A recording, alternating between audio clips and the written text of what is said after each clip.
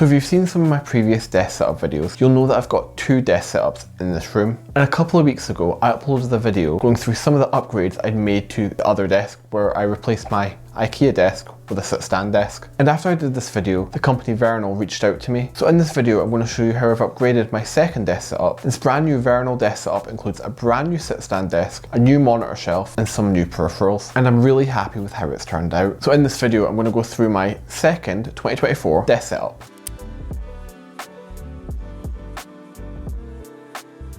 So starting with the desk, as I said before, the company Vernal reached out to me and asked me if I'd like to try one of their sit-stand desks. And given I was looking for a sit-stand desk for this setup, and I'd previously bought Vernal products, this worked out perfectly. Previously I'd been using an IKEA Adassian desk in a 160cm by 80cm size, but this wasn't the sit-stand version. Like my other desk setup, I wanted a walnut colour and for the desk size to be as large as possible, so I was able to select from the 150cm by 70cm option with the walnut desktop. Now, this desktop is a really good size and leaves plenty of room on the desk. And as this is the biggest size Vernal offer in the UK, it also has cutouts for any cables, and cables can be fed through the cutouts so that they're not taking up room on the desk, and basically just helps to keep things organised. Like my other setup, I also like the fact that the corners are rounded, as I just think this looks better. I chose the desk legs in a white colour as I like the contrast with the walnut desktop. These desk legs have a height range of 58cm to 123cm, which is more than enough range for it to be comfortable in both a sitting position and a standing position. The controls for the desk are easily accessible and have the option to be set to 4 presets so that you can save your preferred height for the desk. The desk itself can hold a substantial amount of weight, up to 160 kilograms, which is really important as I'd originally planned on having my PC tower on the desk. It's also important in case Gromit decides he wants to use it as a seat. Another important feature of the desk is it has an anti-collision rebound when it's blocked. I accidentally tested this out when I decided to try using the sit-stand desk underneath the wall-mounted monitor, which I hadn't quite managed to take down yet. On the plus side, the anti-collision feature worked really well and there was no damage to either the monitor or the desk. When using the standing features of the desk, there's very little wobble and the motor for the desk legs is really quiet. And if you're interested in this desk, I've put a link to the website in the video description down below. And Vernal have also given me a 7% discount code, which I'll also leave in the description for anyone who wants to use it.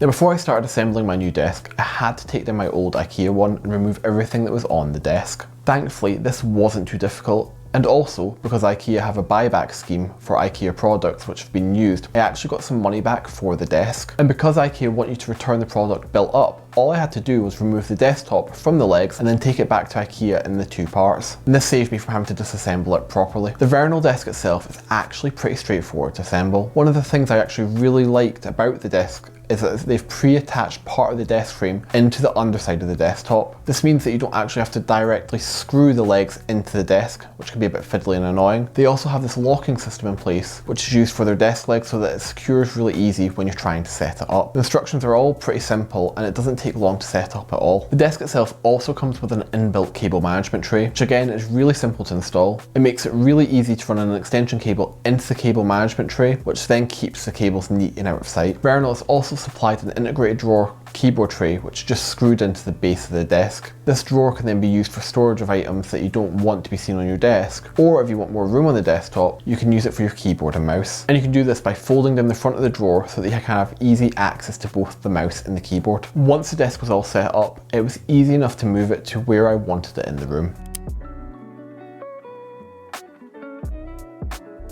Another big change I've made with the desk setup is the monitor, although I haven't actually changed the monitor itself. The monitor I'm using is the LG 27-inch Ultra Gear monitor. It's a quad HD monitor with 144Hz refresh rate. It's typically used as a gaming monitor. Again, keeping with the gaming theme, it's compatible with NVIDIA G-Sync. And I've had this monitor for at least 4 years now, and I've not had any issues with it. It can still be purchased for around £300 on Amazon, which is actually pretty good for this type of monitor. Now what I have changed is, previously I'd installed the monitor onto a wall mounted arm, which is great when you're not using a sit-stand desk as you can move the monitor about when you're sitting down. As I'd mentioned before, where it becomes a bit of a problem is when you try and use it with a sit-stand desk. So I've had to take the monitor off the wall mounted monitor arm and I've purchased a desk monitor arm instead. Now the desk monitor arm that I've purchased is the Envision monitor arm, which can be found on Amazon for around £50. It's pretty straightforward to install and it can easily hold the weight of the monitor, and I have absolutely no concerns that it's going to collapse onto the desk. Having the monitor on the desk arm lets me use the sit-stand features of the desk without any issue. I've also been able to cable tie some of the cables to the arm, which again helps with cable management.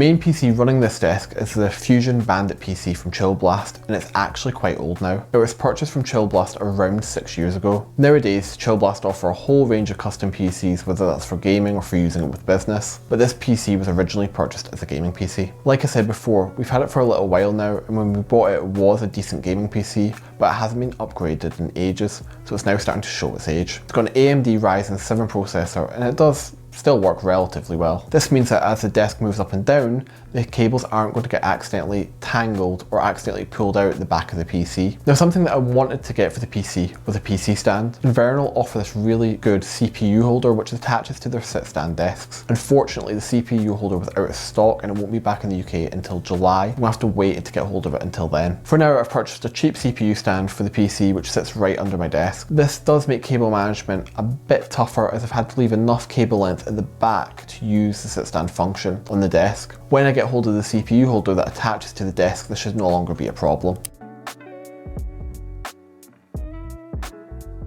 I'm now using a desk shelf which helps to give me more space on my desk. It also helps with the floating appearance of the monitor as none of the cables can be seen behind the shelf. This desk shelf is also from Vernal and it's a lot cheaper than some of the other brands out there such as Grovemade or Oakwood. I've got it in a walnut colour and when it arrived it was really easy to assemble. It also matches the desk really nicely so it works with this setup. It was also delivered a lot quicker and I've got this smaller 80cm version, but as you can see from my other desk setup video, I've also recently purchased the 120cm version which I really like as well. There's a large sliding tray with felt tracks which stops it catching. There's also plenty of room to store things that you don't want on your desk and you can just put them in the tray.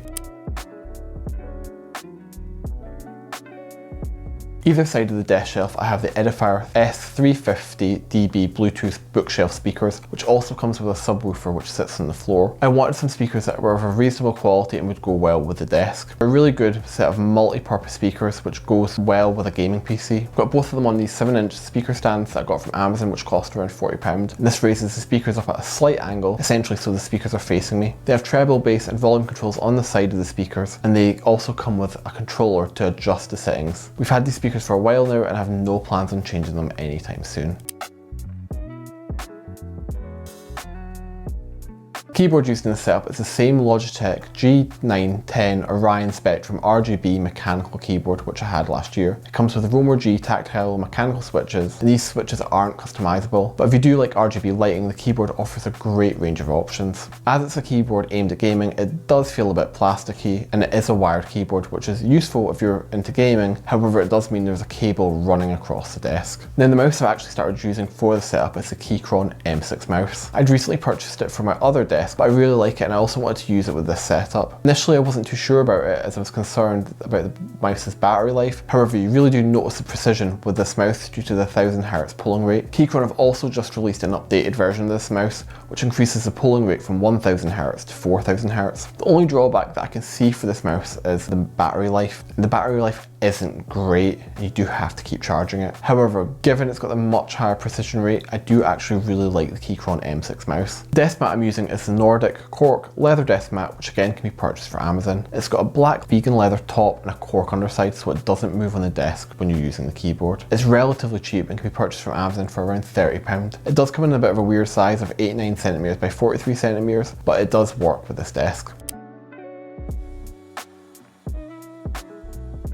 Now, the chair is called the Secret Lab Titan 2020 and comes from a company called Secret Lab, and again it's aimed at those who want a gaming chair. Although it's fairly adjustable, it's not the comfiest chair in the world, and if you are sitting in the chair for a long time you do tend to get a bit of backache. If you do like the chair, however, there are other options to purchase it in either a soft weave fabric material or in a leather version. I've got the chair in a dark grey colour, although other colour options are available. It does come with a headrest pillow which is quite comfy. However, this chair is quite pricey at £429 and it definitely wouldn't be my first choice of chair for that price. With a bit of research, you could purchase a like new second-hand Herman Miller chair for around the same price, and I think that would probably be a lot better to sit in for a long period of time.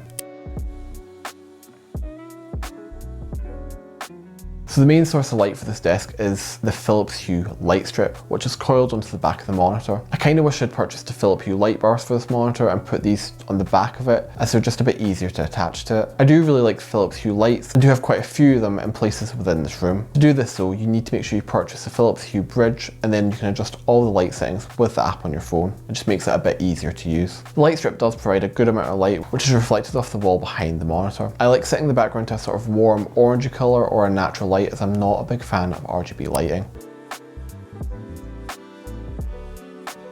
First off, starting with the good bits about the cable management with this desk setup. Because Vernal supply a cable management tray with the desk, it's really easy to place an extension lead into the tray and then run the majority of the cables into the cable management tray. And with a bit of work, you can tuck all the cables away quite nicely. The cable tray also has gaps in it, so you can slot cable ties through so that the excess cables can be bunched up, and so that part worked really well. Where I ran into a few problems was where I'd positioned the PC. Because I wasn't able to get hold of Vernal's CPU holder, it's meant I've temporarily had to put the PC on the floor. And this means that I need to run excess cable behind the PC to use the sit stand function. And it basically means I've had to stuff some of the cables behind the PC to try and keep them out of sight. I can't exactly say I've done the best jobs with this. Hopefully once I get the CPU holder I could fix this in the future. The other issue is, since I'm using speakers which have a subwoofer, I've got the same problem again with the cables on the other side. I basically need to make sure that I leave enough cable length behind the subwoofer to utilise the sit stand function. Basically I could, and probably should, try and neaten up the cable management, especially seeing as I've already have a built-in cable tray with the Vernal desk, but maybe that's for another video. If you do like the Vernal desk or any of the Vernal products in this video, please feel free to use the discount in the links down below